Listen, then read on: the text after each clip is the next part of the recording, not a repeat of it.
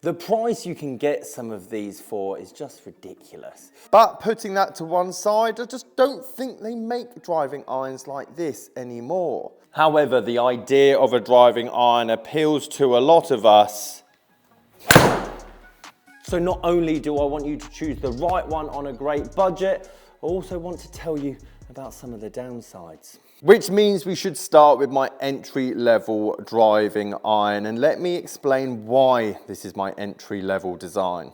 I've actually got two Ping driving irons, and I'll explain in a minute why I've got two different ones. However, this test right here is to determine the minimum amount of club head speed that you need to even get one of these easy driving irons, let alone some of the animals that I've got in my list.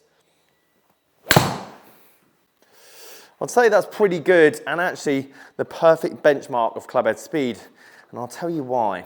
Now, driving irons in their nature are designed to launch the ball lower typically and spin the ball lower because, well, the head design is definitely smaller when compared to something like this. And at 80 miles an hour, I struck that one really well off the deck, and of course off a tee would help. However, spin was very low, even though this is a regular flex 4 hybrid driving iron, and my descent angle is very shallow. Now, these are both the same loft, and of course the fairway wood is a tiny bit longer, so you're gonna get a touch more club head speed, but I'm going to keep it close to the 81 miles an hour to kind of prove a point. Oh, that was a touch fast.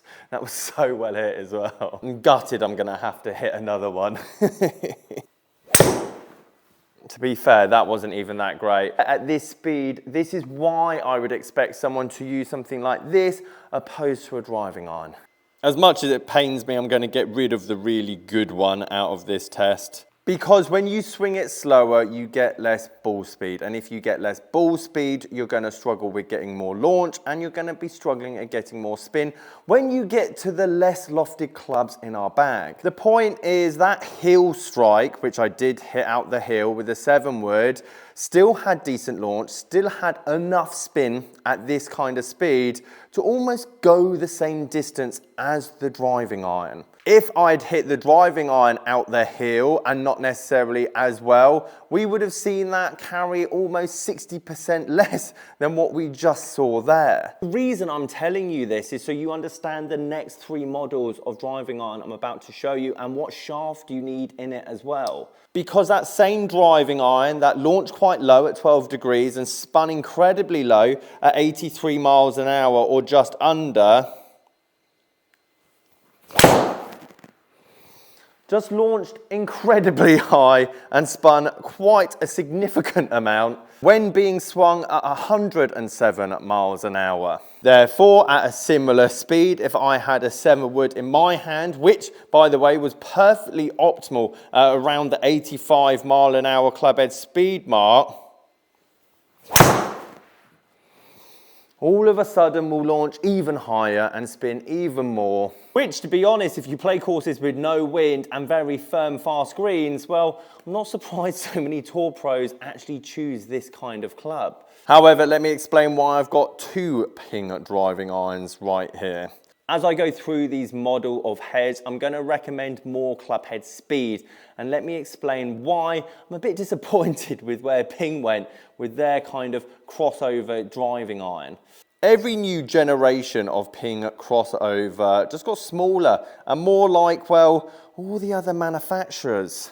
And don't get me wrong, this thing won't win any beauty contests. I mean, it's heavily offset, it's virtually a hybrid. And if the audio can't pick it up,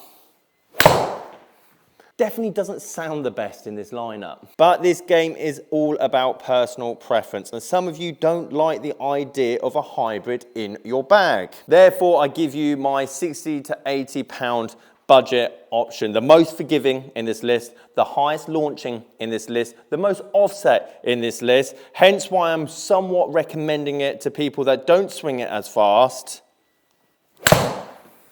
However, they don't want to use a 7 wood and they don't like a 5 hybrid, so this is the next best alternative. And with a regular flex shaft, it won't want to pin out to the right hand side. And if it does, then your technique has to be somewhat changed. Interestingly, my underrated pick for this whole video, which no one thinks of when it comes to driving iron, I actually found on Flyer for a stupid amount of money, considering the thing's hardly been out that long. I should also mention Flyer is introducing no seller fees all the way up to Christmas, and also have a new update of an average price listing guide when you upload your club to Flyer to make sure you get the most amount of money for the clubs that you're looking to part with. So we move to the opposite side of the spectrum, and I think this is going to give you a great insight into what head you want and why you might want my underrated pick at the end. Again, we're going to do a quick test. The big head, center of gravity really far back, regular flex shaft. Whippy wants to close that face, wants to add launch on the way down, versus a much smaller compact head, still forgiving to a degree, but an X-stiff shaft that, let's be honest, won't want to turn this thing at all. And you can imagine, just like we did with the test at the start, 83 miles an hour, with this very small head X-stiff shaft, it's going to launch it even lower and spin it even less. I do appreciate I pulled it a touch there, but again, you can see why a 5 wood or a 7 would be so beneficial at this kind of speed. However, let's say I play at a windy course. I do swing relatively fast, and I won't go flat out. I'll go around the 100 mile an hour mark. Or maybe I did, oh no, 102, that's about right. At that speed, with that compression, that launch, you can generate enough spin to get the ball to stop, well, reasonably well from 250 yards, because all of a sudden your ball speed allows it. Not to mention, I had relatively decent stopping power with not the ball all the way up here like I showed you with the crossover, meaning the wind's not going to affect that ball flight. This is very much a suggestion list. I'm not saying someone that's super fast couldn't put an X-stiff in this head style at 21 degrees or 19 degrees and play great golf with it, as I know a very good golfer that swears by this thing. But I think it's important to see what shaft and head design can do, and also the small parameters that they work between, because I'm going to try and flight this one down now. This Reg Flex G-Series crossover, I'm going to try and hit a punch shot at 250 yards.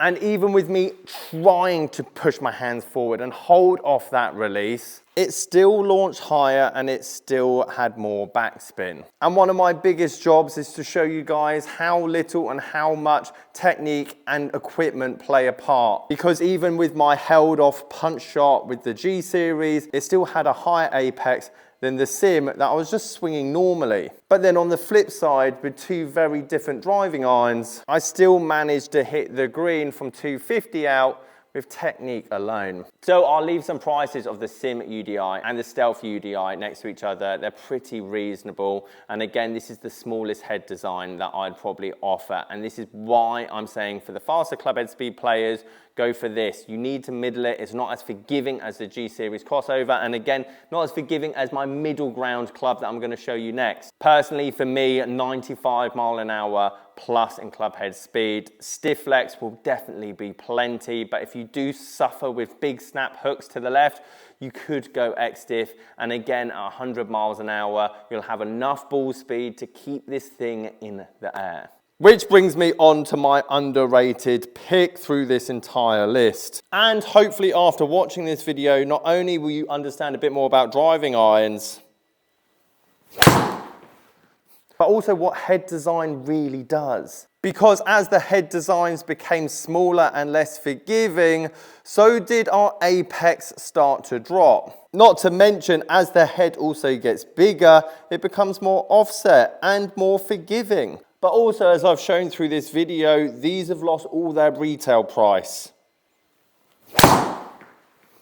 Meaning that you're not going to lose that much money if you choose the wrong one. Get the wrong head type, don't quite get the right shaft, or maybe you decide, maybe I should just get a 7 wood. But at the end of the day, these are lumps of metal on the end of a stick, and Wilson make great lumps of metal on end of sticks. And it's the perfect middle ground for a lot of you looking for a driving iron. Again, if you don't swing as fast, get a regular flex and get something a bit more lofted, maybe not 21 degrees. If you swing a touch faster in the 90-mile-an-hour range, get a 21 degree. Driving irons in general are designed to launch the ball low and keep the spin low. Therefore, if that's already one of your problems, driving irons in general probably aren't the best club for you. Guys, if you've got any questions on your golf bag or golf game, sasgolfacademy.com, and I'll catch you guys later.